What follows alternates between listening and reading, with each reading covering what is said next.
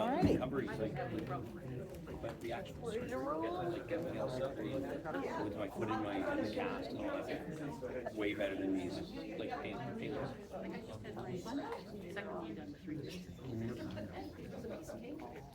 Yeah.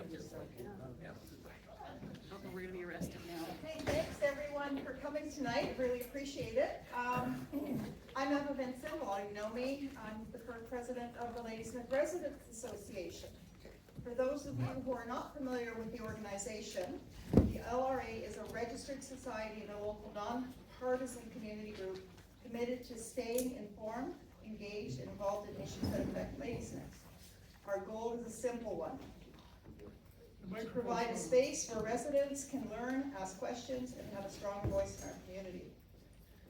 We have some recent exciting changes. We're proud to announce we finally launched our website, which will have the hub for upcoming events, resources, and member information. So there's a members only section where we're going to be doing things like posting any FOIs that our members get that they want to share and so forth.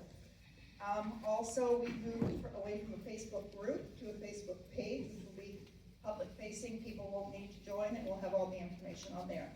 So make sure you check out our website and like and follow our page.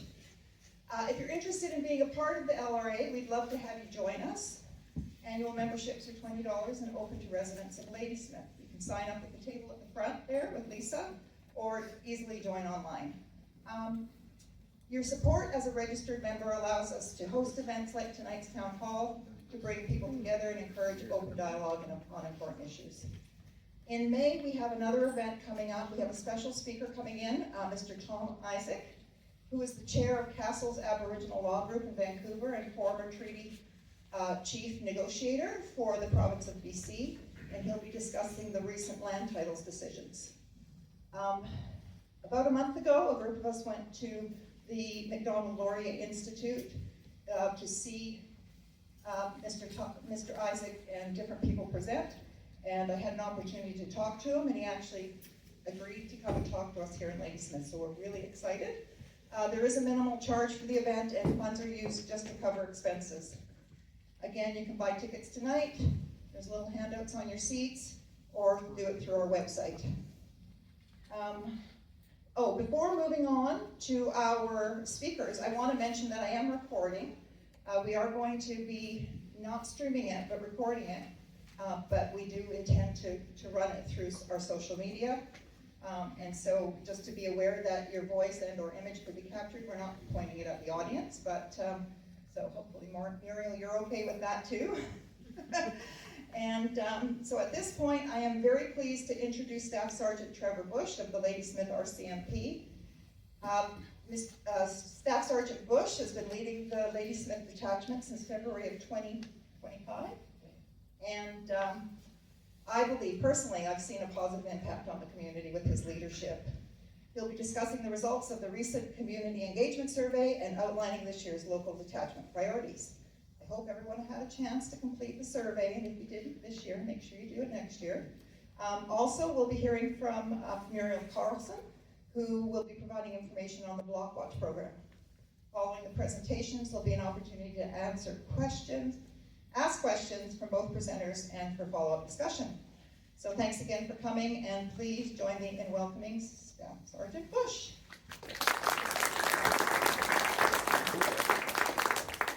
Can everybody hear me okay if I don't use a mic? Is that all right? If I'm not loud enough, just give me a thumbs up in the back there. Thank you for coming out, and happy St. Patrick's Day. So appreciate everybody coming out tonight. This is the second time that I've done this forum, and the goal tonight, the hope is to give you a bit of information about what the police station's been doing over the year, as well as give everybody an opportunity to provide feedback so that we can set our annual performance plan objectives for the 12 months going forward.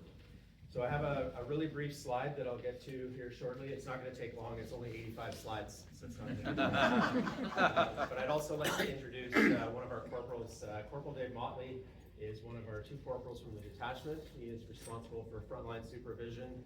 He's been in Ladysmith for coming on 3 years now, and somebody who I rely on extensively to help run the detachment with me.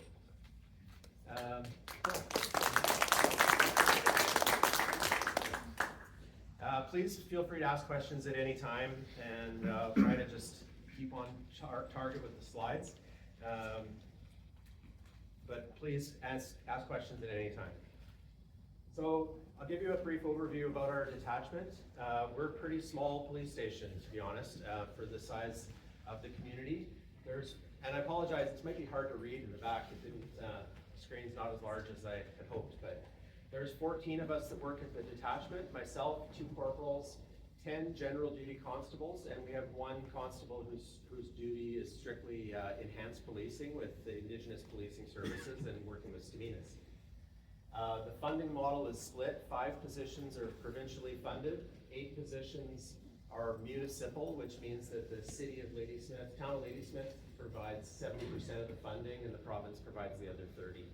The Indigenous policing position that I mentioned is completely federally funded. Our detachment, while we respond and help the community 24 hours a day, 365, including Christmas, we are not on duty in our uniform for 24 hours a day. We are what's called an on-call detachment. So the members go home at 4 o'clock in the morning and they're expected to answer the phone, jump into the phone booth, put their Superman suit on, get back in a car, and then respond if the phone rings. So that on-call shift is from 4 till 7:30 in the morning. Our office hours are 8 a.m. to 4 p.m. At any given time in the city, in town of Ladysmith, we have to have a minimum of 2 officers on duty. We are hoping to grow the detachment, and we have made proposals to the municipality as well as requests to the province, and we are anticipating a new constable position in 2027 and one in 2029, hopefully. So a little bit about the area that we police. We have a population of 16,500 people. The population of Ladysmith is right around 10,000, and our entire jurisdiction has a 6,500 population in the rural area. Some of the challenges that Ladysmith faces that perhaps other detachments don't face is that we're on the ocean. We respond to calls on the ocean within our area. As well, we police the island of Thetis and Penelican. So we have a police boat. Some of you have probably seen it in the marina. Some of the other realities of policing now in 2026 are that we respond to a significantly higher number of mental health related calls than say 20 years ago in policing. And when we do a mental health check or an apprehension, officers now are well trained in crisis intervention and de-escalation, and they spend hours at these calls de-escalating things, making sure they can, at every attempt, try to get a non-violent outcome. When we do apprehend people, we have to take them out of the community to Nanaimo or to Duncan Hospital. And likewise, we often have to take people out of the community if we're bringing them to support services for mental health or addiction in another community. So that is just a reality of how policing has changed, and it is one of the factors that takes a lot of our time. One of the other factors, because we are a highway, I call us a highway community, we're on a very busy highway, and you've probably seen it yourselves, that the volume of traffic, the speeding, and the literal volume on Vancouver Island is just exploded. I've been on Vancouver Island since 2008, and I've personally noticed it. But when you have a highway running right through your community, it results in a significant number of calls for us. Some of you, hopefully you can see the image there. That's our jurisdiction. It's 970 square kilometers. So some of that is obviously just logging roads and beautiful streams and creeks and things that we love about living on the island. But to be fair, we also engage in a lot of search and rescue activities, and we can be from one corner of this jurisdiction to the other quite easily. The detachment had a pretty significant increase in call volume this last year. In fact, it's almost 19%, right around 19%.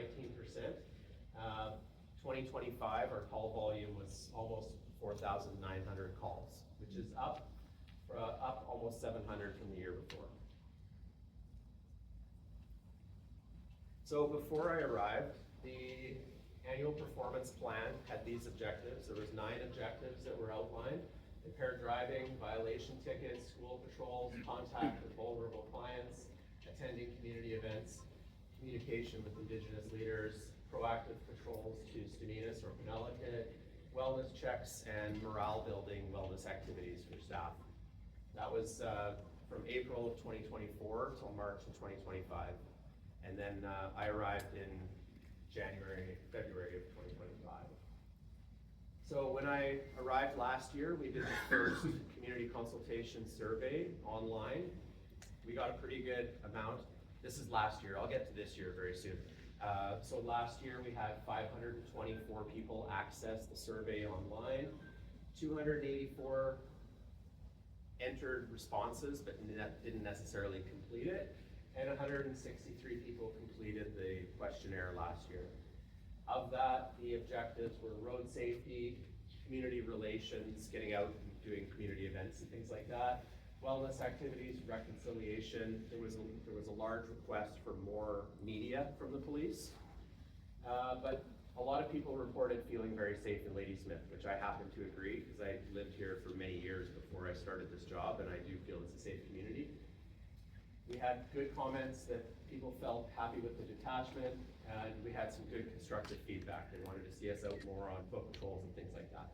That's the box in the center of the screen. That's the feedback from last year. So with that feedback and the survey, and the in-person consultation that we did here last year, we created the document on the right, which outlined 23 objectives that we were committed to trying to achieve for the community.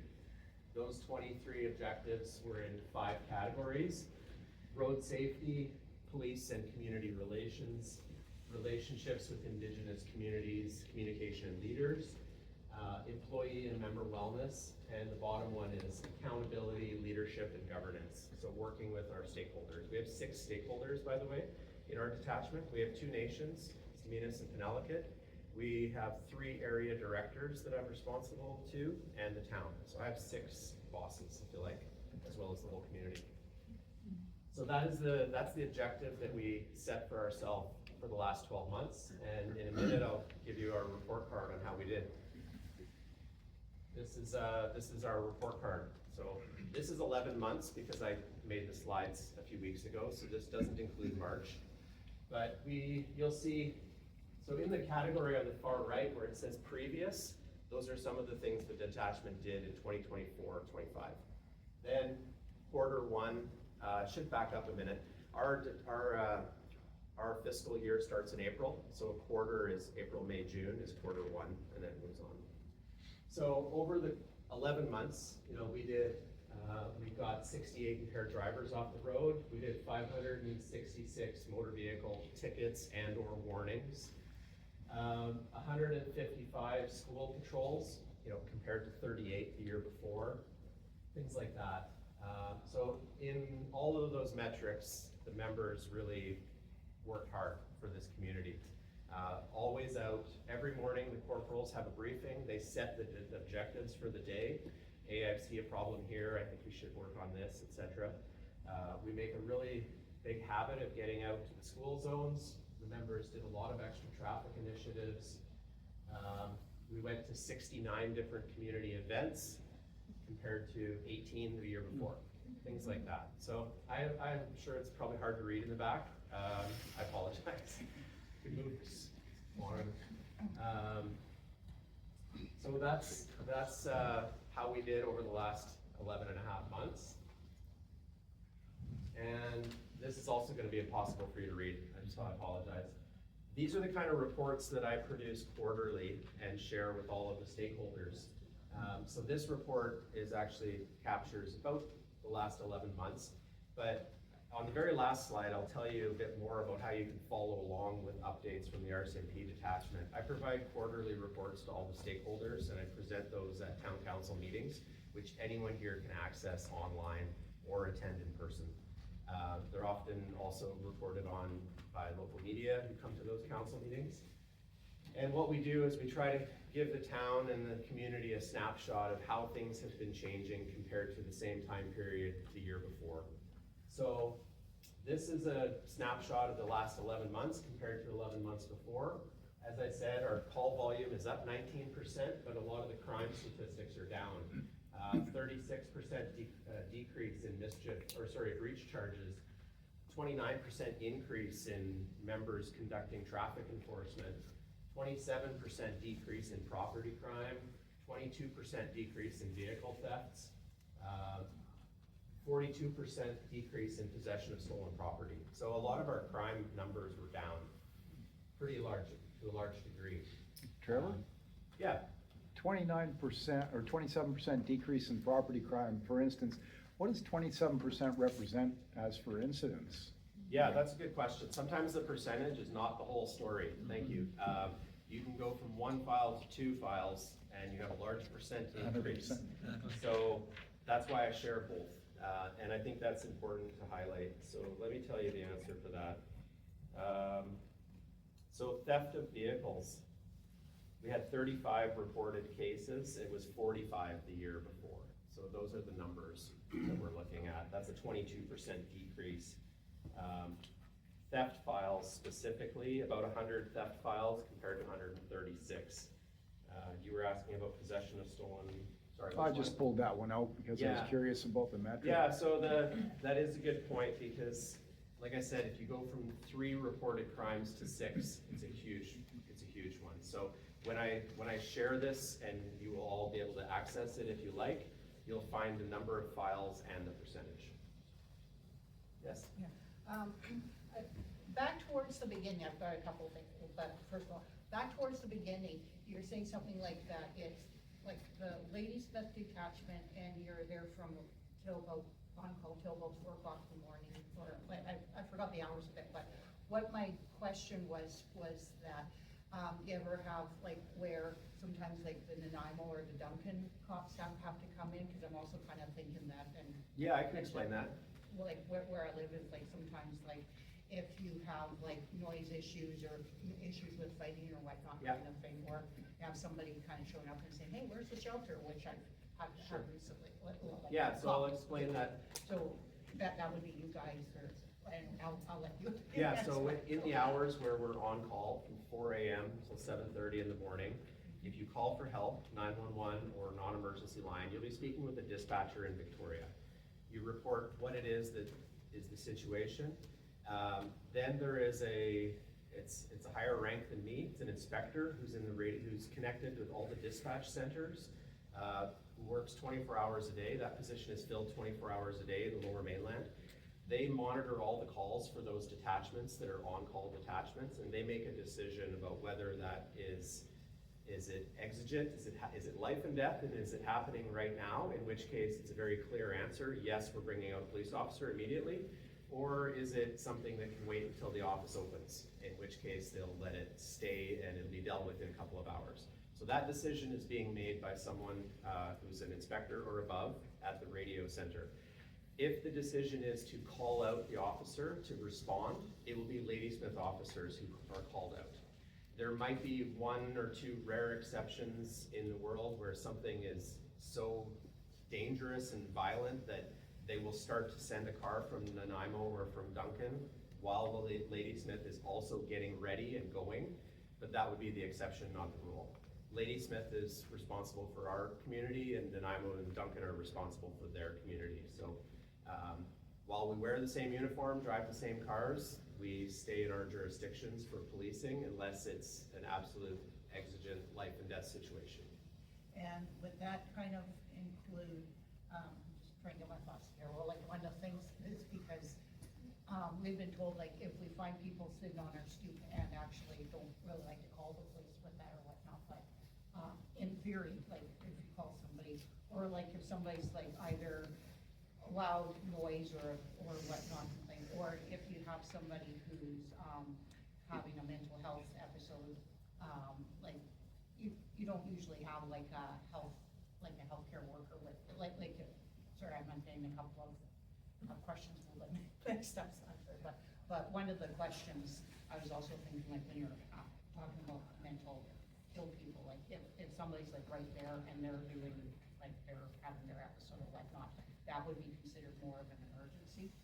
Yeah, there's, it's hard to give you a black and white answer. There's millions of reasons people call police. And that's why it's an inspector who makes that decision. They have to answer they have to ask a lot of questions, get a good understanding of the situation. to try to make the right decision whether or not an officer will respond.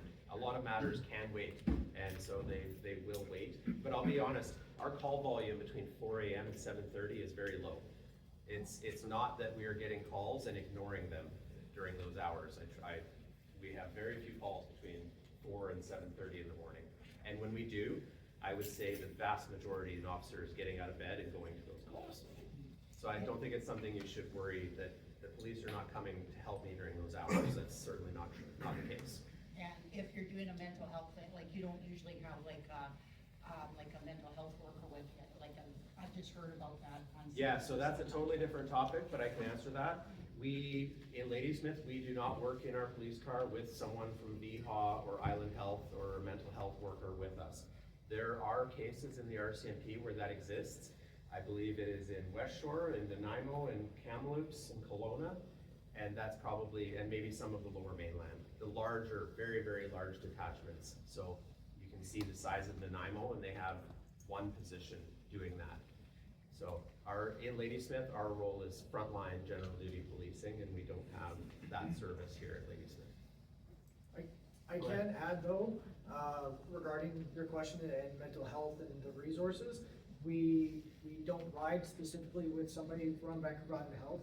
However, we do have direct contacts, specifically for us with officers in Nanaimo who are linked directly with Vancouver Island Health, and we can reach out to them at any time. They will assist us in determining, certain conditions or things that may be of risk for that person. They can access those records and be able to pass that along to assist us in our investigation with that person and trying to help that person mitigate whatever that crisis is. So that is a resource we do have. As well, in the months ahead, there is a program that we're gonna be having directly, the officers are gonna have directly on their work cell phones, that is going to have access to things like that. For us that don't have health workers riding with us, it will be accessible to officers, I believe, throughout the province, to be able to have a resource to answer some of those questions. Thanks. Yes. Just going back to the statistics, in talking to you and your predecessors, I was told that the statistics go up and down because you might have a very small handful of really bad people, and when they're here, they're up. When you're not incarcerated, they're down. So therefore, the trends, a lot of the crimes are by a few individuals, but when they go away, there's significant drops. Yeah, that certainly can be true. For anyone in the back who didn't hear the question, is that the fluctuation, these numbers will absolutely fluctuate. There's a number of reasons. Some of it is seasonal. We see things go up in the summer compared to November, for sure, when people stay home, it's rainy out. Some of the crime is absolutely due to one or two or a handful of prolific offenders. So when those individuals are caught and charged and go to incarcerated, we absolutely do see certain crime trends go down. So those are some factors that are out of our control. So if you decide that you are enjoying stats and you like to follow along, if you do attend the council meetings and you do follow the stats, it is good to understand that they will fluctuate. And there's a lot of reasons. I think sometimes they fluctuate because of the work that we're doing, and sometimes they fluctuate because of who happens to be in the community committing crime and who's in jail that month. So, yeah. Yes, sir. I'd just like to build on that. Just policing statistics are renowned for kind of being giving the opposite message, and so like traffic enforcement going up sounds like that's great, but if it goes down, it could be a lack of effort by police. I'm not saying that. I know New York had this, for instance. So I just maybe you could talk to that. I assume that the effort hasn't gone down. That's why you're not getting as many you're not buying Yeah, no, you're absolutely right. And it wasn't my favorite class, but I did have to take statistics in university. So I think day one in statistics, they tell you that you can move the numbers to tell whatever story you want. I don't do that. So I produce the exact same report in the exact same manner every quarter. I keep the headings in the exact same quarter. I even include the numbers for the data that it's used to draw that number. Partly because it's easier for me, we have a template, my staff just fills it in. But it's for transparency and honesty as well. I won't take out something because the number went up. The interpretation is obviously the difficult part, and I try to be very neutral on that. So when I share my numbers with you and with the council and all my stakeholders, I try to explain that it's like two parts. This section, this table talks about the crime going up or down. The other one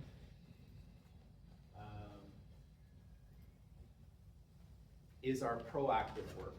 So it's telling a story from two different sides. Our proactive work is all the stuff that we're doing because we feel it benefits the community. That one's very difficult to put a number on, and it's hard to explain the results because, so I explain it like this. I worked on a crime reduction unit for several years, and policing is very stats driven. We have a file for every crime that has happened. We don't have a file for every crime that we prevent. If you're doing a good job, you will never have stats to show the crime that you prevented from happening. So I worked on a crime prevention unit, and you have to go talk to your boss, and he's asking you, well, what have you achieved?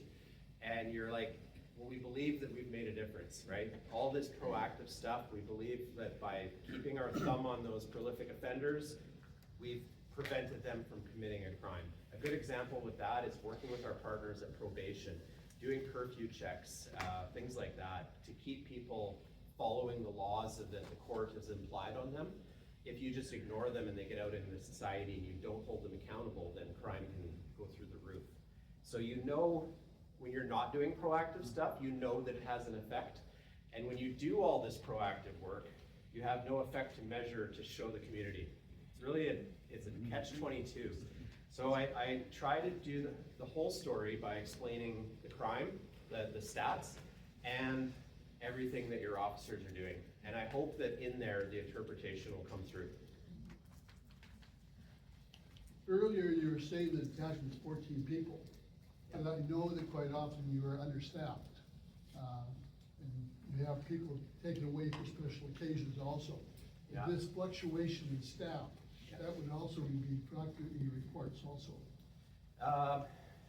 Not in these reports, but it is probably something I should talk about. So policing, you can appreciate, is a tough career.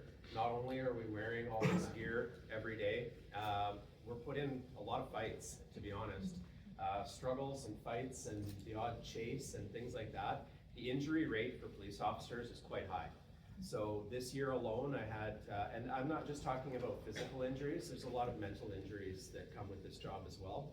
In an average person's life, they see, 5 or 6 traumas maybe in their life. The number for a police officer is like 800 or 900 traumas. So it's in the last few years, it's really come to light that the mental trauma that police officers face is very significant, but the physical trauma as well. So I don't know a single police station that doesn't have officers that at some point or another have to have a surgery or take time to deal with their mental health and things like that. So no police station is ever going to be fully staffed. That's the reality of policing. I've had several staff get injured this year. We had one officer off for about 7 months this year. Fortunately, with the Canadian government, we have some happy absences as well. I have a young man who's off right now on paternity leave. He gets to be supported by the government and be a father and support his wife, and that's a great thing. I didn't get that opportunity, but he is off right now, so I'm down 2 officers. Then there's a process that needs to happen when they come back as well. So one of my officers came back this year, and today we had an officer go off. I just texted him a few hours ago. He had surgery today, and he's off for probably most of this year. So out of those 10 frontline constables, those are the 10 officers that are going to calls. I'm down 2 for most of this year. So it's 20%. Yeah, so out of the 14 officers, Dave and I are pretty lazy. We don't do much. But there's administrative things that we're doing. There's supervision things that we're doing. So there's 10 frontline constables that are my crime fighters. They're the ones out doing police work, right? We're helping as much as we can. And out of those 10, I have 2 off. So, and they work, are you on a 3-shift basis? one day, one night? It's a mix, and I would say right now with 2 off, we're stretched.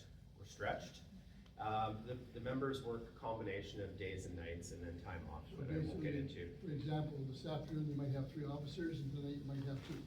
Yeah, generally speaking, we have 2. Yeah, and that's something I'll touch on when I talk about the survey results and how much the community loves to see us, and they love to see more of us. And I would love to let everybody see more of us, but we need more of us for you to see more of us. Exactly. Thanks. So I think I've kind of touched, I'm gonna move on from the stats, unless anybody else has any other questions.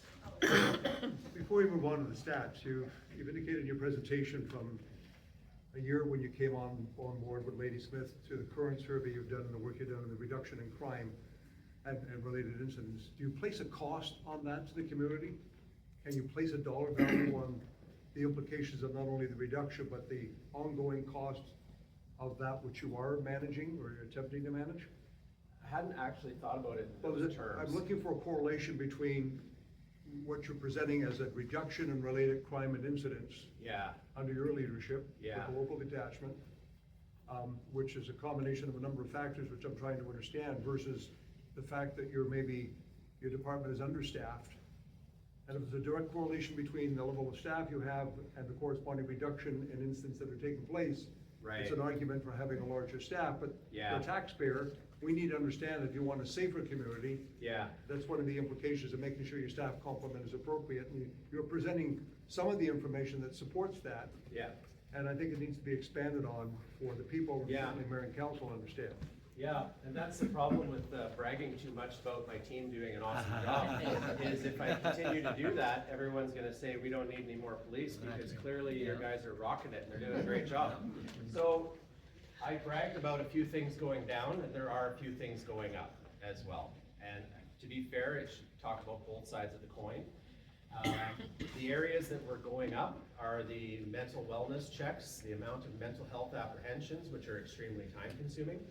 Today's policing, I'm gonna jump over to Dave in a sec, but today's policing is changing, right? We are dealing with so much more technology than we ever have before. Some of the files that we're dealing with right now are things like child pornography, indecent acts committed over TikTok and online platforms. A lot of things that belong in like frauds that are complicated, a lot of things that require officers to be pretty technologically savvy, but they're sitting down and writing judicial authorizations. It's not showing up at a house and putting someone in handcuffs and bringing them to jail. The police work is changing. Sexual assault investigations are up. Our online investigations of those natures are up. Do you want to just share briefly like some of the steps that are required in like say online Sure, yeah, pornography or something?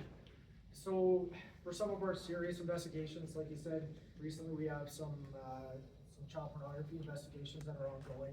Those things are generally, the ones we're dealing with generally are online. You're writing multiple authorizations, so essentially warrants, production orders to the courts, to a judge, to allow us to gather further evidence. So those documents take time. It's a lot of research, and it's very technical with the online work. Once those things are accomplished and once our team is able to gather those authorizations, it's going out finding those details, finding those offenders. Then you have to deal with those offenders, you have to deal with gathering the evidence, then you have statements to take, victims to find, and putting all of that together and putting that into a package that we then recommend to Crown, if we're able to get that far with the information. Some of the information is from overseas, and it makes it impossible for us to really be able to pursue some of the things that we're doing. Other things we are successful in and we are able to get to Crown, they make their decisions and they always ask for extra things. They always ask for more things. So our officers are working those files, and I can give you an example of one that one of our officers is still working on.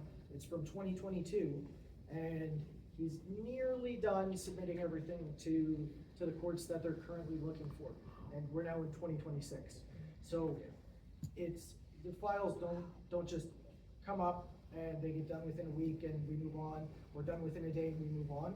A lot of these matters that go to the courts, they're continual. They happen over a period of months, some cases years, where our office is still referring some of those things. So it does take quite a bit of time. The requirements to satisfy the court have exponentially grown. So Dave and I have each got about 20 years of service, and in our early days when we would go to a simple, call it a simple assault, we could come back to the office, do some typing and write that file up in a matter of a few hours. I would say that's tripled or quadrupled. So while some of those charge files have gone down, and I highlighted the ones that went down, we've had many others that went up. And our actual reported offenses, our charge files that went to the Crown Council, are exactly the same, pretty much the same as they were the year before. We're still charging as many individuals. In fact, we've arrested more individuals and we've put more people in our cell block at the detachment than we did the previous year. The other files that are really exploding in nature are those mental health apprehensions and check well-beings. And I believe we're getting called, we get called to a lot of things that are called, they're carded here as like unspecified assistance. And I believe that's because people are now more comfortable calling the police. We're getting called earlier before it ends up as an assault or as a stabbing or as a something else. So we're getting called in the early stages of disturbances between people, which is fortunate, and we can resolve things before it gets too out of hand. But there's several areas where our time, our effort, this requirement has gone up as well. To put a dollar amount on it, that you got me thinking about that, and I'm gonna probably have to think about it some more. The proactive stuff that we're doing, I won't go back again, but I think it has a tremendous benefit to the community. It is saving money in terms of prosecution time, it's saving hardship on families, loss on people, and things like that. But again, I don't know how to put a dollar on that because it's those proactive results that we're getting.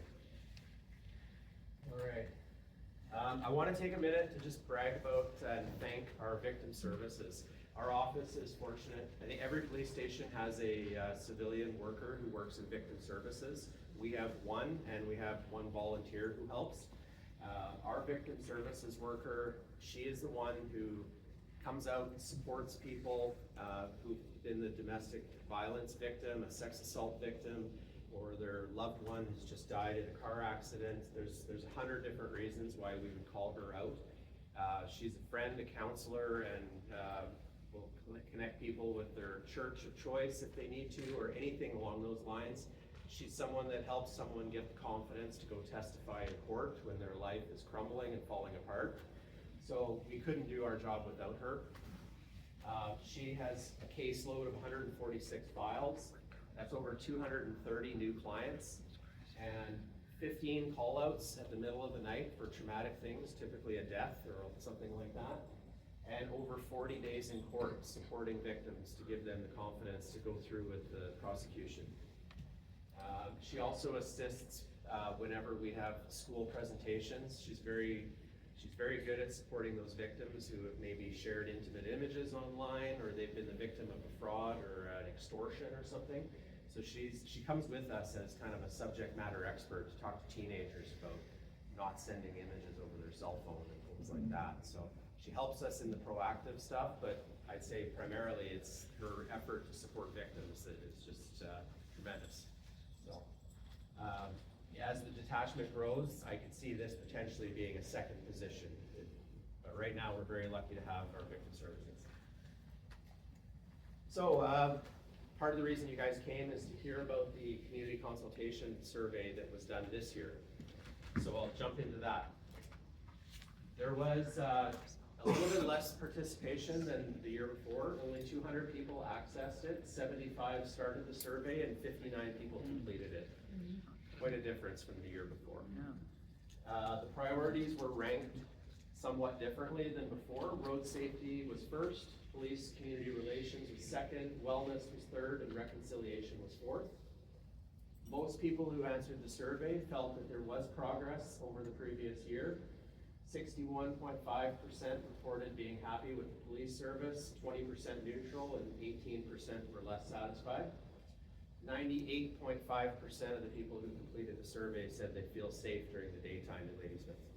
That's up from last year, and it's pretty close to 100. It's really high, so I'm happy to hear that. 83.5% also felt safe at night, which is very good, up from last year as well.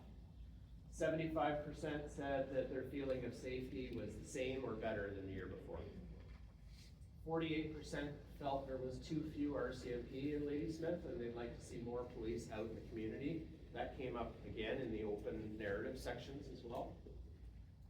Most people, almost everybody said they knew how to get a hold of the police and they would do so. They felt comfortable calling the police. A lot of the people who completed this survey, however, had no contact with the police, so their impressions were based on other factors like news or friends or relatives or just general thoughts about police, but not calling per se. 71.9% felt that we did a better job of sharing information over the last year than the detachment had done previously. And the main themes that came up, I read all the comments, highlighted and took notes, and the main comments that came up again and again for the people who completed the survey, 59 or so, maybe a bit, were traffic, engagement with youth in schools, and they would like to see the officers out more doing things. Where do you get these, like, where can you find these surveys to fill them out? I don't recall coming across any of them. Yeah, there's some people that may have missed the survey, so my last slide is going to talk about how to stay in touch and communicate with get information from us. The survey was published on the RCMP Ladysmith news site. It was shared with local news, newspaper outlets, and it was shared with groups like Ladysmith Residents Association, as well as all our stakeholders like the town, the nations, and the area directors for them to distribute to their constituents if they wanted. Yep. Under main themes, more traffic enforcement, what is the role of our detachment and highway enforcement and the highway patrol? Yeah, good question. So back to that slide about our jurisdiction, we're responsible for that whole jurisdiction, period, full stop. We do get some support, however, but it's not it's ultimately my responsibility at the end of the day. So British Columbia, BC Highway Patrol is based out of Victoria, Duncan, Parksville, and Campbell River. There's two branches to BC Highway Patrol. There's their basic, they have their investigators that do serious crashes on numbered highways that are fatal crashes. Then they have URSU, which is a department that's funded by ICBC that just strictly goes out and writes tickets. Those four BC Highway Patrol detachments are responsible for all the numbered highways, which includes our highway. Now, that being said, they typically come through our jurisdiction 2 to 3 or 4 times a month. The rest of the time, we are 100% responsible for that highway. So the speeders going along the highway along by City Hall ultimately fall to you. Yeah. In fact, if you really want to get technical on their mandate, they do not have to police the Trans-Canada Highway inside of the town's jurisdiction, inside of the municipality of Ladysmith. They are only obligated to come help us in the provincial parts of that highway. So really, with their jurisdictional size, their limited resources, and those other mandate rules, anything we see of them is a bonus, and the rest of the time it is us. It's our responsibility. Yes? Yeah, that's kind of caused me to ask another question, because I lived in Nanaimo for several years. I lived on Nicholl Street, and I know Nicholl Street is considered provincial highway, and the neighborhood organization that I'm still involved with, like, there was, like, where we talked a lot about having Nanaimo take it over as a municipal, like take Nicholl Street, but as a municipal road to try and get it to quiet, slow down kind of thing, because there's always problems. So from what you were just saying, does that mean that technically, would the Nanaimo police force be responsible for car crashes and things along Nicholl Street, or would that be the highway patrol that you were just talking about, saying they came from Victoria? It would be the same in other communities. So in our community, a crash on the highway, any report on the highway, which we get dozens, I would say several a day, tailgating, aggressive driving, just bad driving etiquette, speeding, etc. Those are often, I would say, those are folks, the offender and the person calling, neither one of them are from Ladysmith. They're traveling through the community. So they're traveling up and down the highway, they get cut off, let's say, or the driver's doing something that makes them fear that they're impaired. We get those calls all the time. Those are for us to respond to with, as you know, probably 2 officers on duty who are doing a bunch of other things, who will then try to race down to the highway to catch up to those drivers.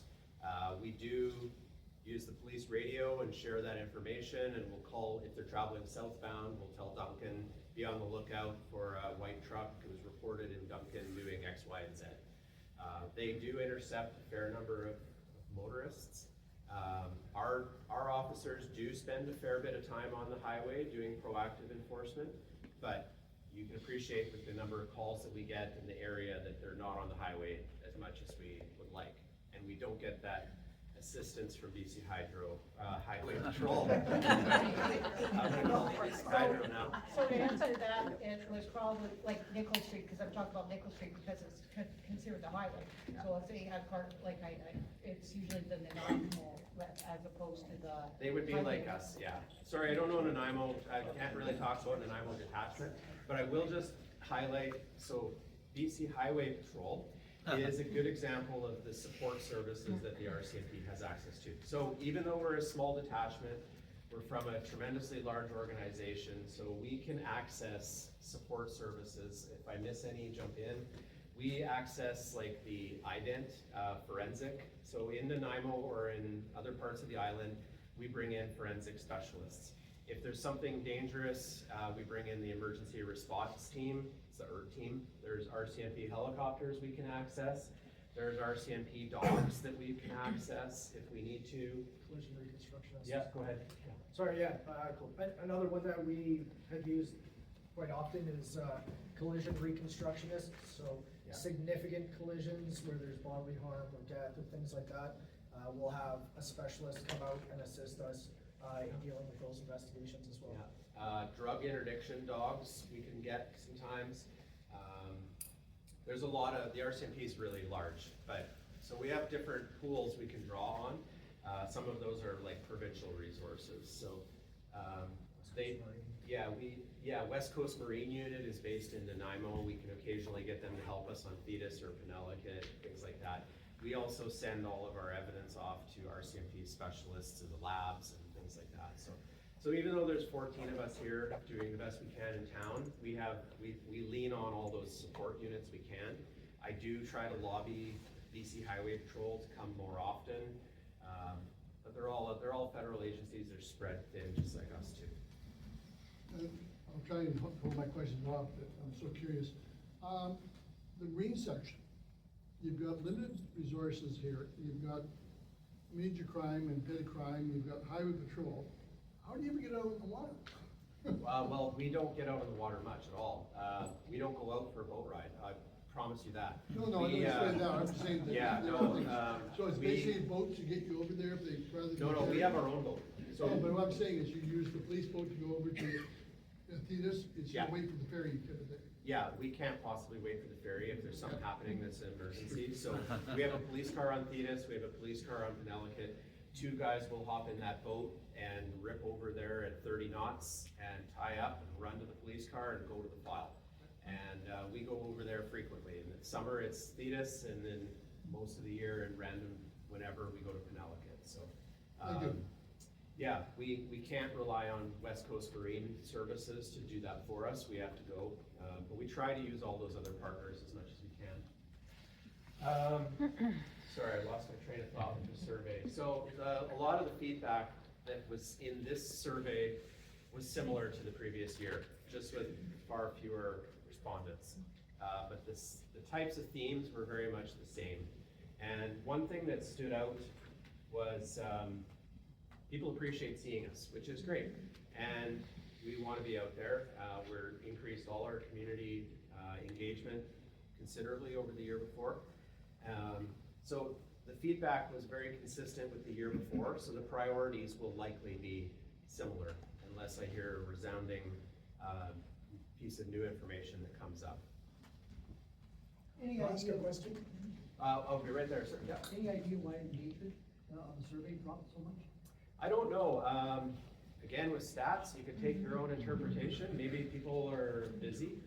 They don't have the time for online surveys. They felt maybe they didn't need to speak up if they're satisfied with the police department. Or it wasn't widely shared and they didn't know about it. I've kind of thought about it myself, why we had fewer replies. Probably advertised more than it was last year. Yeah, I thought so too.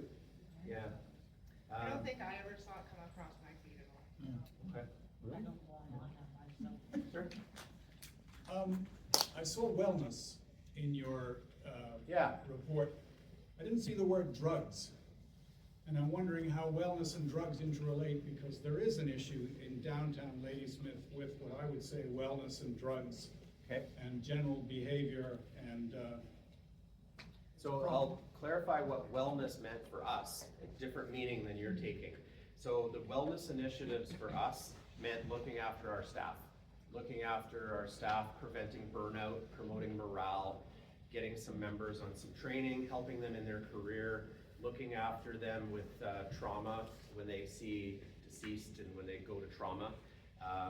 As I mentioned earlier, with just the struggles of policing. So that's the wellness part. Completely different interpretation from you. But regarding drugs and why drugs is, the number of drug files in Ladysmith is very low. I know it's certainly not non-existent. There are people in the community on drugs.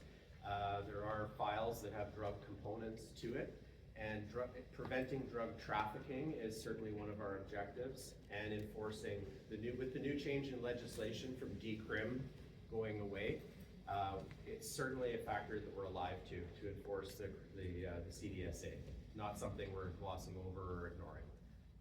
I would expect your next report for next year will have drugs in there. It's a fact. Okay. There are problems. Yeah, I can, it is always in these quarterlies as well. So the drug and intoxication, drug possession and the intoxicated files were pretty well the same as the year before. Minimum change, and with 16 files for intoxicated in public and 5 files for drug possession. Our proactive drug trafficking files, we doubled from 2 to 4 by proactively going out and looking for files. So still very low numbers. Yeah.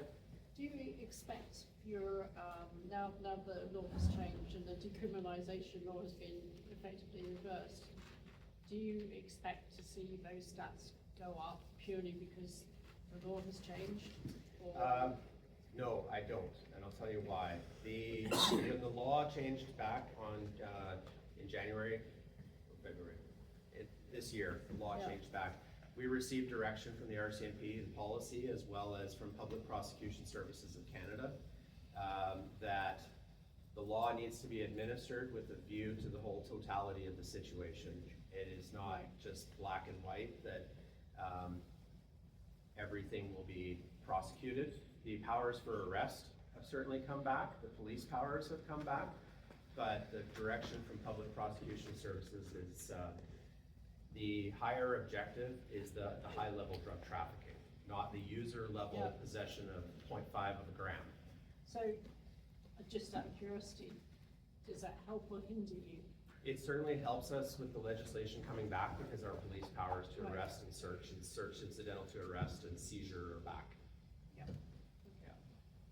Yes? Well, Ken, I don't know if I've lost track of what you said, but I understood you to say that you're proactively going out and dealing with drug trafficking. Yeah. And I'm wondering how that works, because people who do that don't do it openly. That's done conspiratorially, in secret, out of public view. Yeah. And so what would that mean, going out and proactively dealing with drug trafficking? Yeah, drug trafficking is a difficult one to try to get. Often it comes with information being provided to us confidentially, which has to be protected. It's obviously very dangerous. That information has to be safeguarded.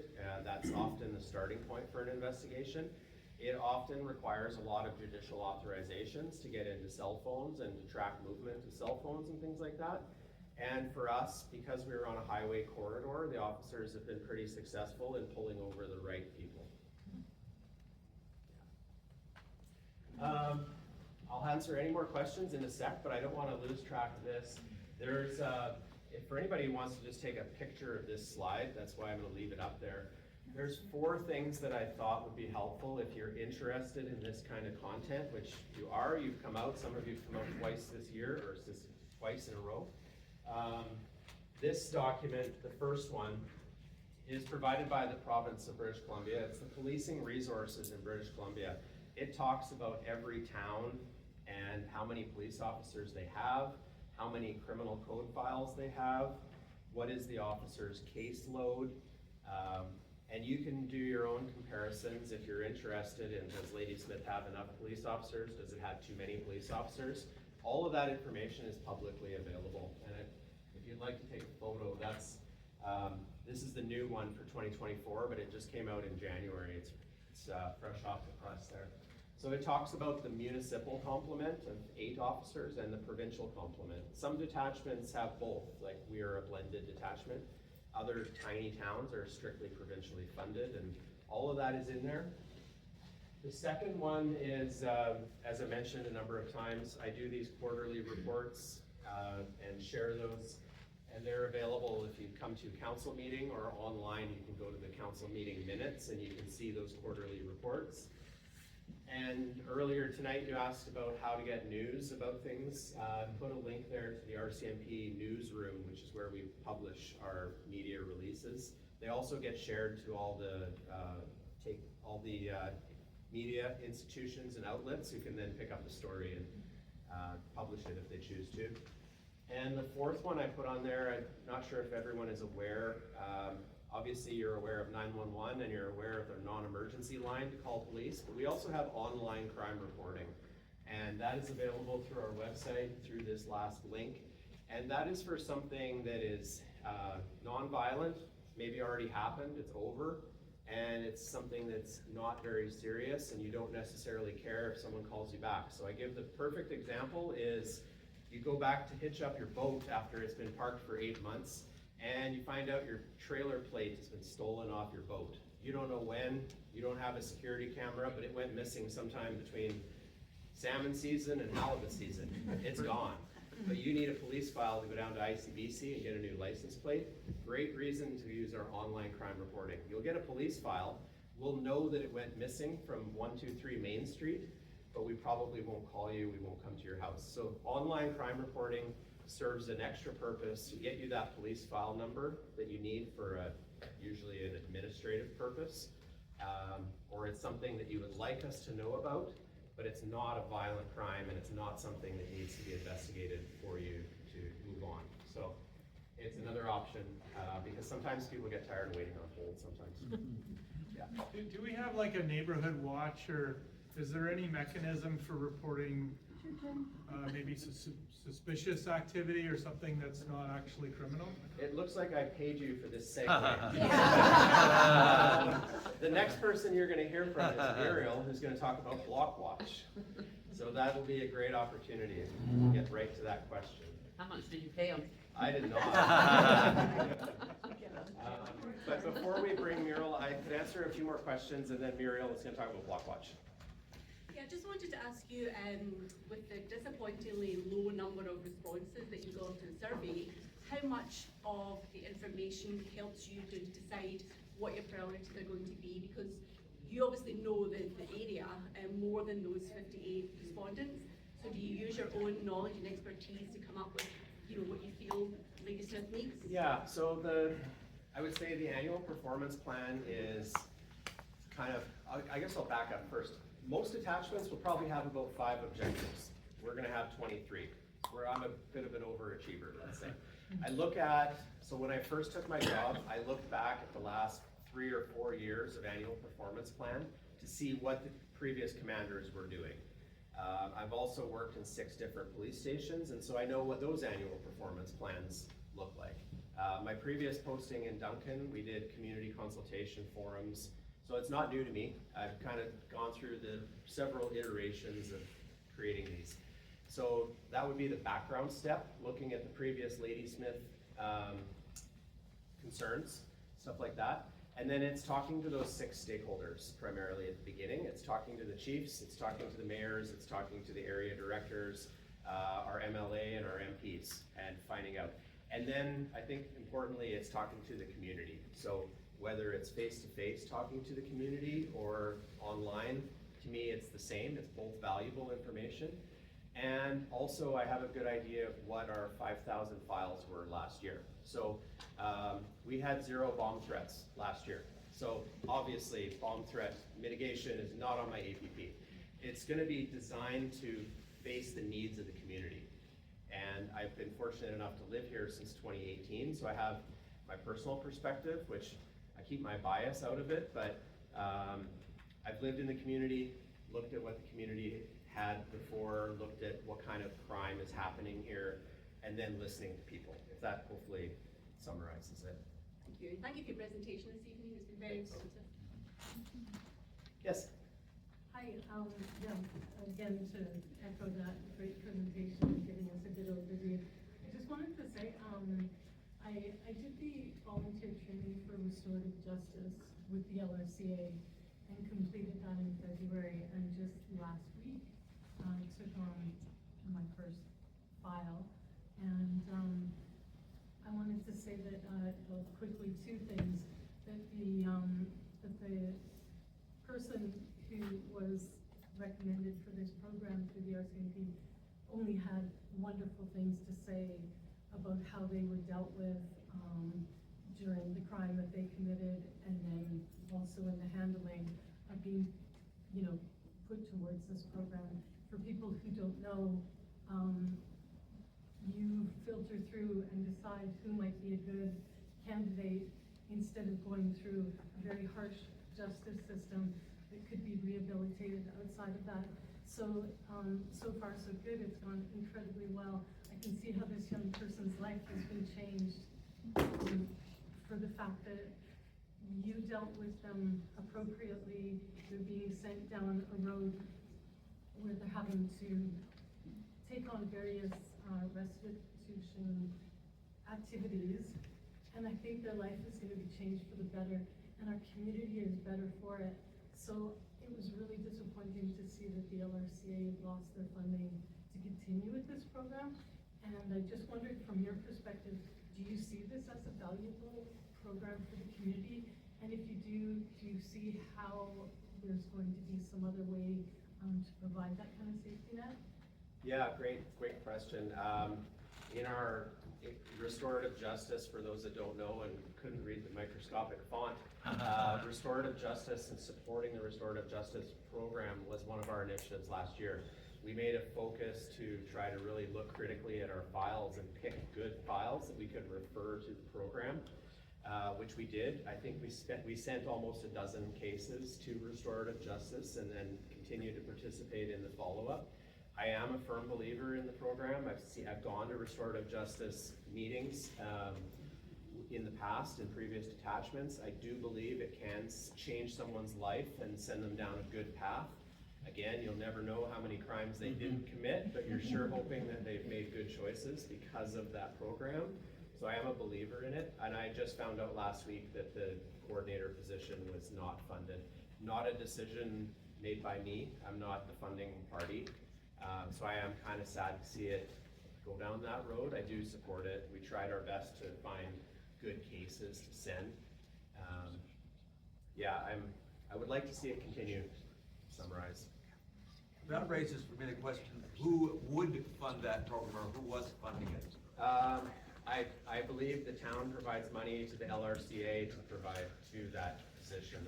Don't quote me on that. I'm out of that loop. I just work with them as a partner. Thank you. Yeah.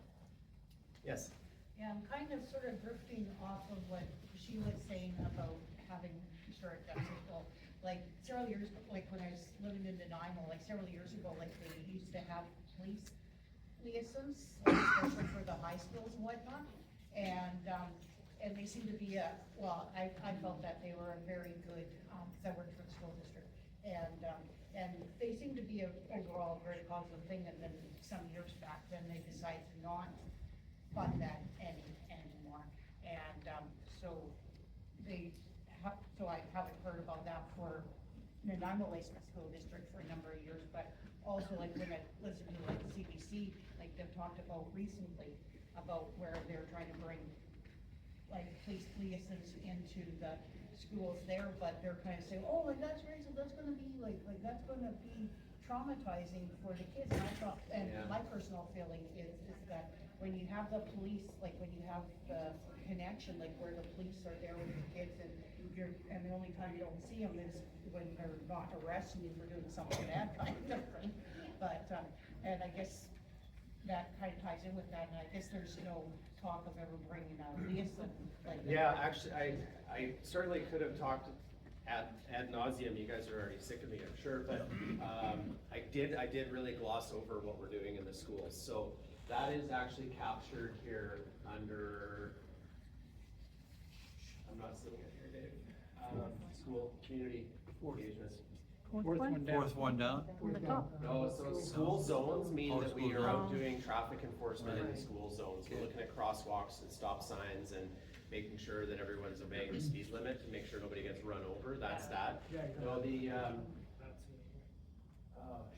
Yeah, I did crossing guard duty. attending local events. So we've actually lumped in some of our proactive visits to that. So attending local events is all the stuff we go to at Transfer Beach, the Corvette show, to Ladysmith Days and stuff.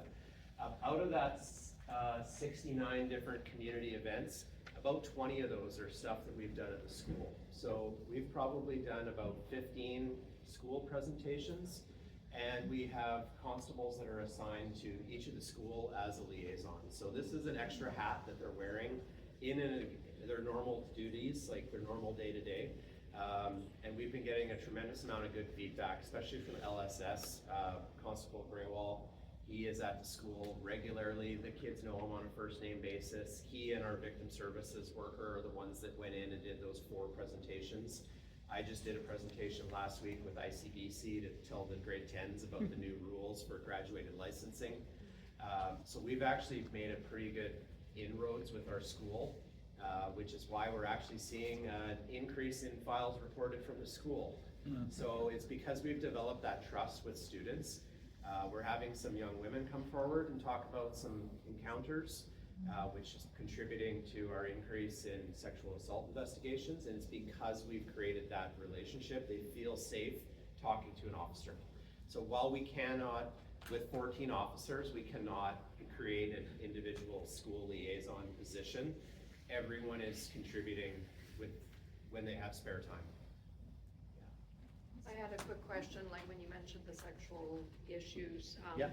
What would be an appropriate avenue to discuss you about concerns about the community, like if we have personal concerns or issues?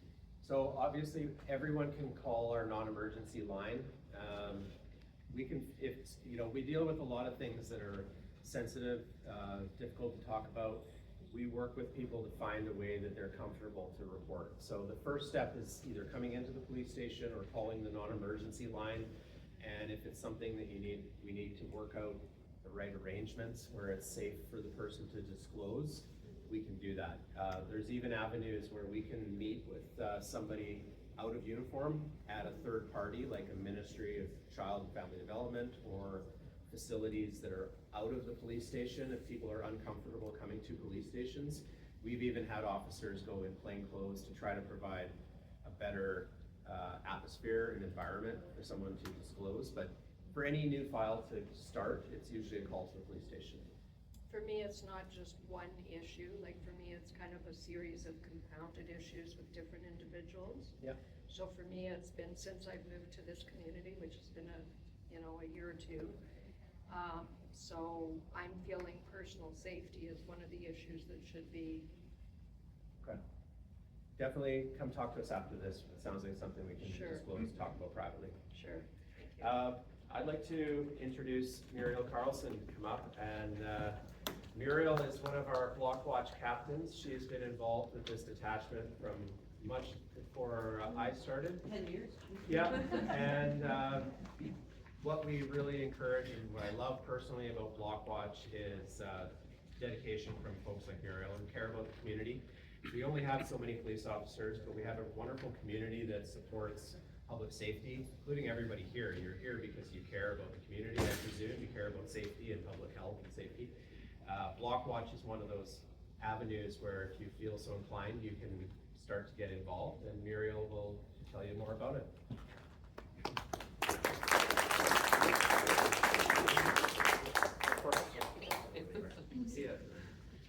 Yeah, I'm the captain of the Block Watch on Walker Road, but we also take care of Cameron Way. And I've been involved with Block Watch for about 10 years.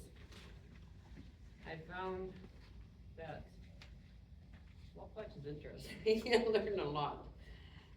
I became more observant, not just in my neighborhood, but when I'm out in the community, I'm very observant what I see is going on around me.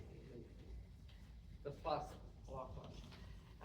It's a great way to get to know your neighbors and to welcome new people to your neighborhood. And it works really great during weather events like snowstorms, windstorms, power outages, because then we sort of check on each other. And people go away on vacation or just going away for a few days. They can say, hey, I'm going to be away for a while. Can you keep an eye on my house? That doesn't mean you have to go walk around. I do Garnet's place for but you know, you just keep an eye out when you're walking through your neighborhood. You become very, very observant as to what's going on around you. And we work alongside with the RCMP. We have Staff Sergeant Trevor Bush here tonight, and our other liaison officer is Constable Tony Palmer. Anyhow, what we do is we work alongside with the RCMP, and we let them know what's going on in our area, okay? This helps our RCMP officers. They get through. I'm nervous. You're doing fine. Anyhow, if we can inform the RCMP of an incident that we suspect is going on or has gone on, they come out and they can intervene into it for us. We do not, however, chase or confront or intervene with the suspicious person or an event that's going on. We report it to the police. They have people that are trained to intervene with these characters. As a member, and if you can have a Block Watch group in your area, they see something that's going on, they can phone the non-emergency number. If it's something very, very serious, please phone 911 and report the suspicious behavior, suspicious person. If it's a vehicle, just describe exactly what it is that's happening. And if you can give them a description of the person or the vehicle, the person, what they're wearing, their height, their weight, male, female, if they're driving a vehicle, if they're on a bike, if they're walking. Any description that you can give them. But being a captain or a co-captain, it doesn't take up much of your time, really. It's rather an interesting job to do, and it's not hard. Initially, you can call the police station and talk to either Trevor or else to talk to Tony Palmer and tell them that you're interested in opening your area to a Block Watch. Then after speaking with them, your next step would be to have a criminal record check done, which I'm gonna let Trevor speak about later on. You'll have a short interview with them, a bit of training so that you understand the scope and the area that you work within. You'll be given the Block Watch ID for when you go out canvassing. You'll be given pamphlets, you'll be given brochures, Block Watch stickers for those people that want to join. You'll be given sign-up sheets so that you just knock on their doors and Ask them if they're interested in block watch, explain to them exactly what block watch is. It's neighbors looking out for neighbors, basically. And if they want to, then just name, address, phone number, contact information, email address. You don't need everyone on your street to actually join. You know, the more people you have, the better you are. Once you get the sign-up sheets done, you can take them into the police station and they'll make copies of them for you. You keep the original, leave the copies with them, so they have a record of it.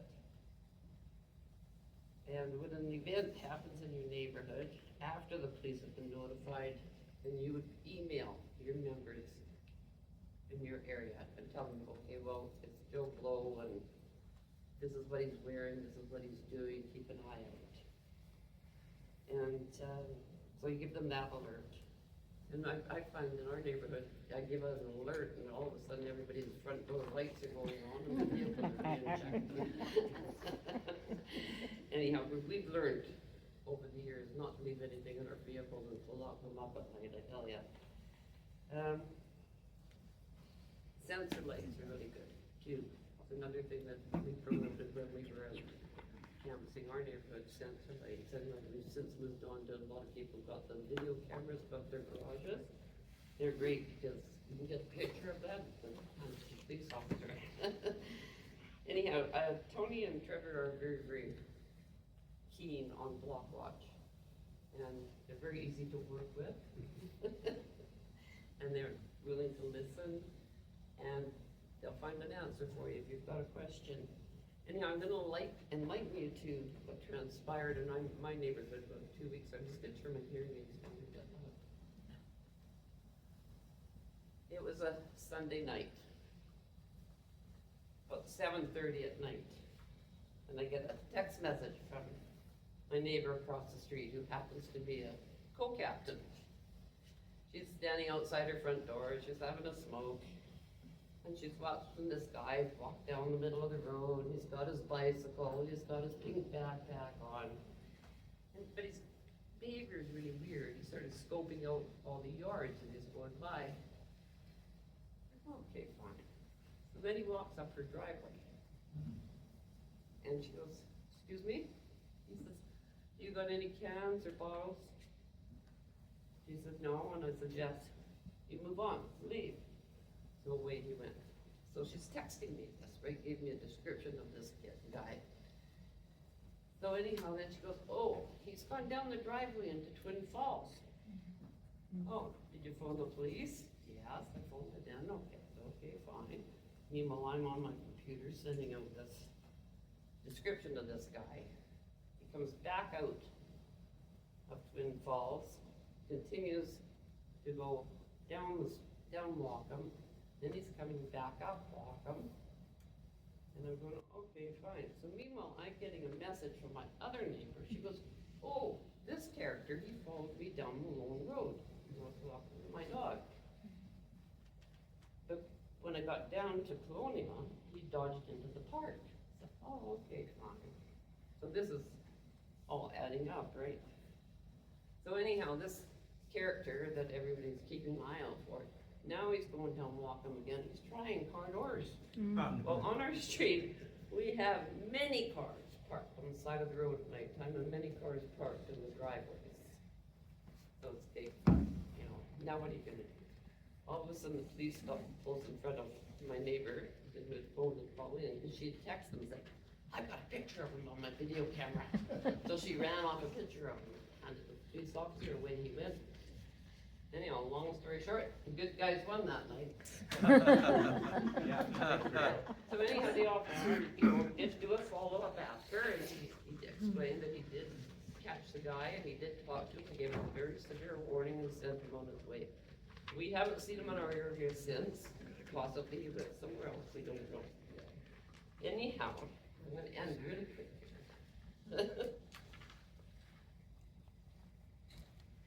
I think it's best, and it's a word that you've used a couple times tonight, is to be proactive and not reactive. So please consider joining Block Watch and starting a Block Watch in your area. I've got 3 Block Watch people in here right now. Cause it works, log watch works. And like I say, it does not take up much of your time at all. Anyhow, now I'm gonna let Trevor answer your questions.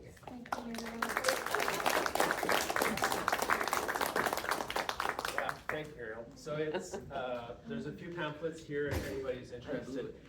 Muriel summed it up really, really well. It's neighbors looking out for neighbors. It is a bit more, it's a passive way to contribute to safety in the community as opposed to an active way to, it's active in terms of observing, I guess, right? It's meant to help promote community spirit, relationships amongst community in your neighborhood, your cul-de-sac, and just have that care to look out for your neighbor and one another. You have maybe some other questions about joining things in the community, or did this kind of answer a little bit of your question? I'm here because I work down by the water, and we've been inundated with property theft down there in the last year and a half. Would something like that work on? I think it would. In the maritime community? I've seen variations on this exact same thing. Block Watch is kind of the residential neighborhood. I've seen the exact same program rolled out as Business Watch in North Cowichan, where we just changed the signs, and it was called Business Watch, and it was store owners looking out for other store owners. And I believe the same program has been done for marinas. So we can talk more later, but I think a marina is a good example because, like, some folks live on their boat, they're good eyes and ears, they're looking out for the marina. Other people live at home and they're just visiting their boat. So they just hope that things are there when they come back. And sometimes marinas are susceptible to property crime. And both those, in all those different situations, how do you control petty reports? Yeah, I guess. Erroneous reports, and how does the information get from people seeing stuff to you in an effective way? Yeah, I'm gonna try my best to answer it. I think I'll turn it over to Dave as well. But one message I want to be clear with the community at all times is there's no such thing as a petty report to us. Everything has value to be reported to the police. The worst thing I can hear is, I had a problem, but I didn't want to bother you. And I do hear that sometimes. People think that it's not worth reporting. Police work is often about chasing the breadcrumbs. So with Block Watch as an example, somebody has some pop cans stolen out of their carport. Whatever, it's just $5 in pop cans. The cops are probably too busy, I don't need to call them. But 2 doors down, they stole a generator. And 3 doors down, they broke in and actually committed a really high dollar crime. I might go to Block Watch and find out, tell me everybody on your street that has surveillance equipment. It puts me 3 steps ahead in the investigation, and now I can find out and I can chase the breadcrumbs. But if the first person with pop cans didn't call the police, I'll never know. Maybe they're the one with the really cool 4K cameras. And then 3 doors down, the generator, maybe he didn't have his VIN number on his generator. But we want to solve the other one. We want to solve all of them, but it takes those breadcrumbs. So in a marina, I've been posted on the Salish Sea at most of my detachments, except for way up north. So I've seen lots of theft at marinas. It's usually the Scotty downriggers, it's the tenders, it's the kickers, it's the gas cans, it's all of that, right? And sometimes in property crime, you need to investigate 6 files before you put the pieces together. And a lot of people are very busy, and we don't all have time to write down exactly Yamaha 8-horse serial number, blah, blah, blah, blah, blah. But late at night, when we do a traffic stop and we find a stolen vehicle from someplace, and it's got a bunch of things in the back of the truck, we need all those little files reported so that we can put the pieces together. And then we end up with the possession of stolen property file. We can lay 7 or 8 charges. So my main message for everybody is, please don't think there's a file that you shouldn't report. We want all those reports, especially with property offenses, because I am aware of some property offense files, but I would hazard to guess that there's many that were not reported to us. You want to talk about some of the ones we're actively working on, or we can't say what we're... Yeah, well, so I guess just continuing with what Steph was just saying is, it's all those breadcrumbs, it's all those extra files. So many times people, again, say, oh, I didn't think it was sufficient enough to call you. what I tell everybody that I talk to or that asks me is, call us, tell us, anything that you think is going on that is wrong, something you've witnessed that you believe is wrong, something you've been victim of, call us. That's why we're here. That's why we're in the community, that's our job. So please call us, give us something to do, right? So, right? So that's, there's, every call that comes in, is looked at by an officer, is investigated by an officer. Those files, once they've been taken care of, looked at, investigated, those files get passed on to a supervisor, namely myself or the other corporal, and then we do quality assurance of those files to make sure all the steps have been taken, to make sure nothing gets missed, or suggest other avenues that the officers could look at that maybe they weren't aware of because they don't see every investigation that comes in. As the supervisors, we do, so we have a different perspective, and again, it's those breadcrumbs that we piece together. So by all means, please call us anytime that you have a concern. That's why we're here, that's why the officers are here.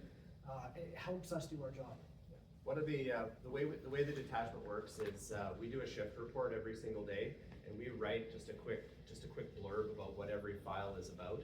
We start every day with a briefing with our team, and we read through what the files were the previous day, so that the members can be thinking about it as they go about their business. And if the corporals are there to decide what the priorities are for the day. So if they read the shift report over the weekend, and it says, hey, there was some mischief and an unsavory individual hanging around the marina, and look, there was a stolen jerry can. Okay, you guys today on your shift or on your night shift, I want you making extra patrols around that spot.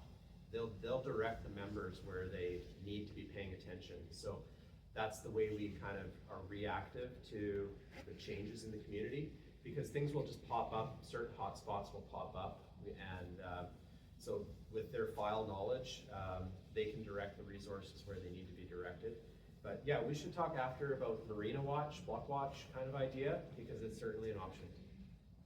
Yeah. I have a couple of questions. One is, you talked earlier about the online reporting and calling the non-emergency number. What kind of follow-up is done with the person that reports that? Because I'm sure you don't want to say, well, I reported, and nobody ever got back to me, so Yeah. nothing happened. So we try to call every single complainant back. It is part of our policing standards. There might be delays. If I'm investigating, if the constables are investigating a theft that's 4 days old, and they're doing that investigation, and all of a sudden a really violent or exigent emergency happens, there are times when they may not call the person back because they just got pulled into the next emergency and the day went sideways, and next thing you know, it's 6 hours later. There are times, we're not perfect, we've probably missed calling people back, but we try to call everybody back, give them a follow-up about the file. The online crime reporting, it says right on there that you don't expect to be called back, so I really like to keep that as the low threshold. That's the stolen license plate. But even those online files, they will be read by a supervisor, and they can also be assigned for investigation if it warrants it. And another question about the Block Watch. How many Block Watch neighborhoods do we have in Ladysmith? Oh, you're putting my memory to the test. I think, do you know how many captains we have? 9, I think. 9? 9, I think. Yeah, and we just added another one down. Yeah. Yeah, 9 or 10 right now. Yeah. And How big of an area do they watch? so typically they're in their residential neighborhood, so it's 75. yeah, it depends on the size of the street. You know, it might be a street, or the street 2 streets over. It might just be their cul-de-sac. That depends on the neighborhood. In an online complaint, will there be an email response to a file number? You get the file number immediately when you do the form, and because typically that's what it's for. It's to, people are looking for a file number. That's you get it right away. Yeah. Is there a benefit to your home insurance? Is there a benefit to your home insurance? Or do insurance companies interested if you're part of the Block Watch? I'm not sure, actually. Maybe Well, Muriel with knows. house insurance. Do you ever report to your home insurance that you're a part of Block Watch? Actually, yes. Okay. If you get a form from the detachment saying that you are an active member of Block Watch. Okay. And then you sign it, I gather, and then you take it to the insurance agent, because I did that 10 years ago, and we still get a discount every year on our house insurance. I Yeah, like that. yeah, that's a perk. There you go. Yeah, because that's for every member. on the street. I'm gonna be a rodder here. A few years ago, there was reported a number of drug houses in town. And I talked to people who are neighbors and told me about the horrendous process you have to go through to prove things.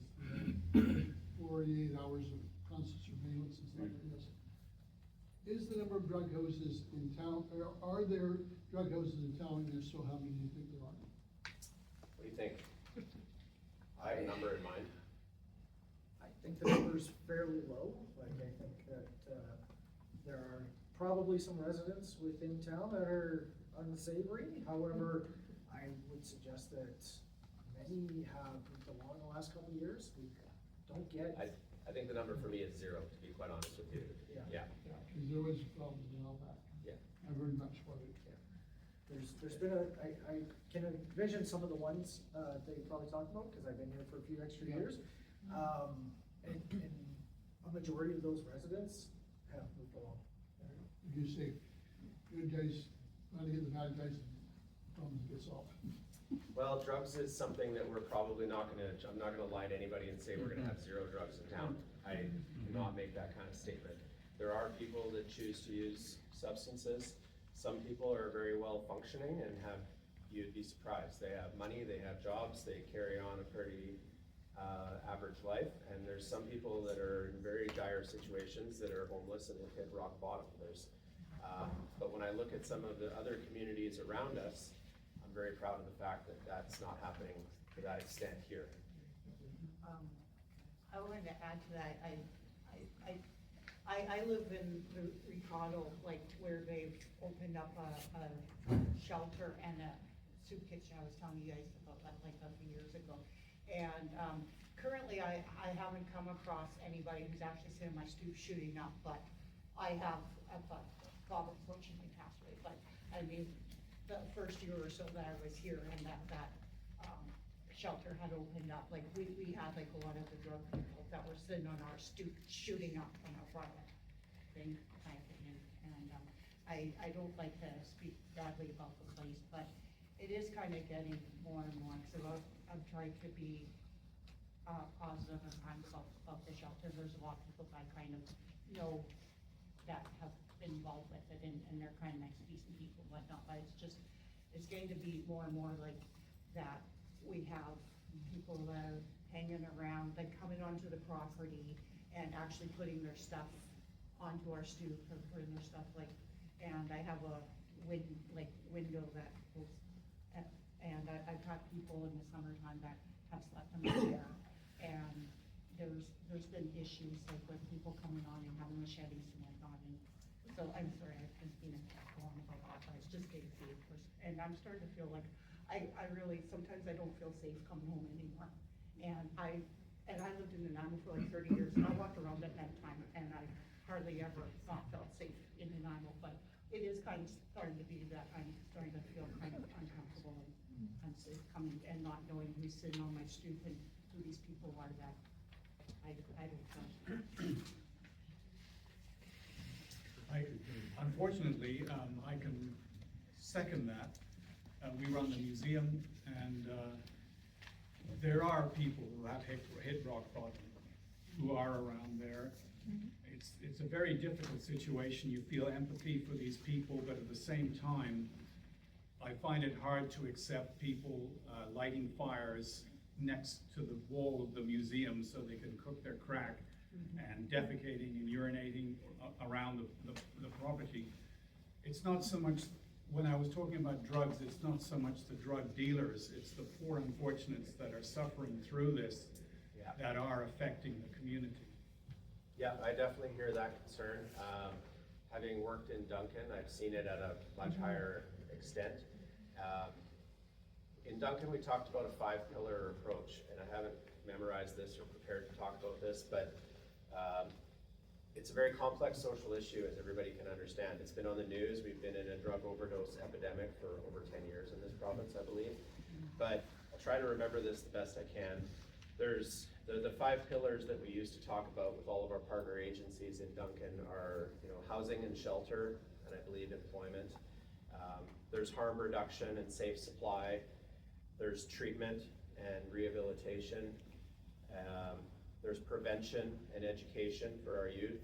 And the fifth pillar is enforcement. And out of that enforcement, there's many layers to that enforcement. There's police, there's our legal system, there's our bureaucrats making our laws or taking away our laws in some cases. There are security guards, and there are our probation officers. There's many levels to the enforcement.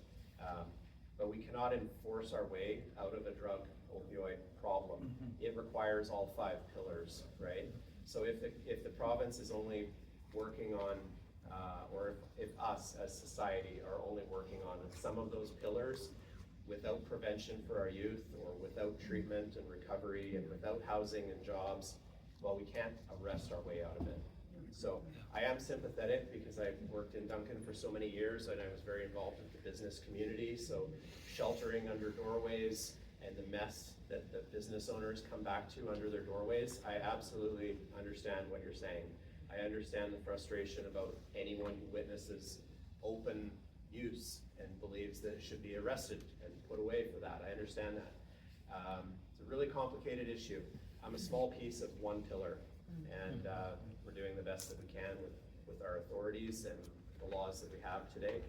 Being homeless itself is not a crime, and we are balancing our enforcement with compassion. There's services that are there to be compassionate, provide housing and things like that. But I do believe that we have a safe community, and a lot of the people who responded on that survey also believe we have a safe community.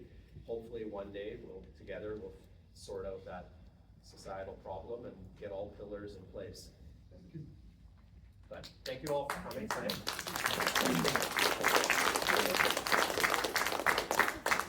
Leave these up here if anybody would like one. Thanks, everyone.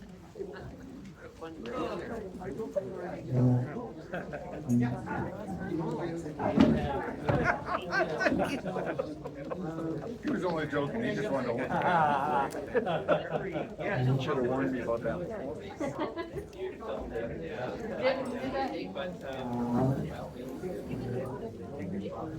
Maybe you gave it out. Yeah, so we almost.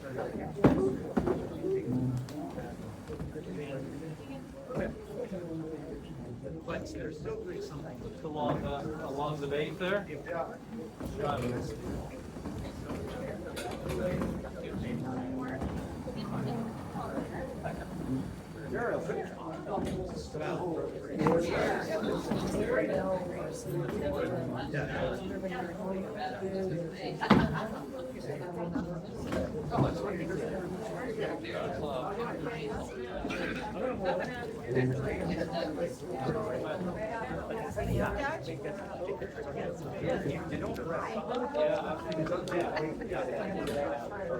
Context, I know.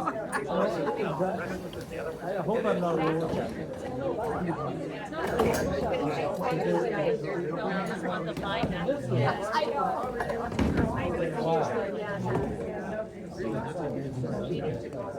Yeah, well, I can't miss it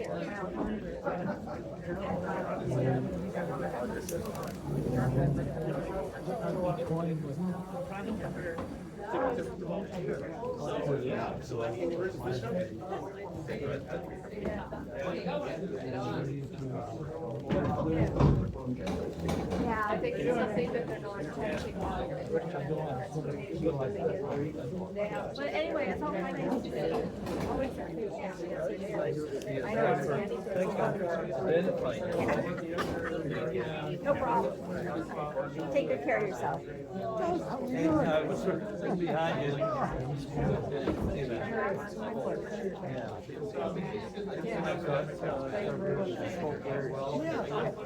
I guess I should stop this. Better. Recording the crowd here.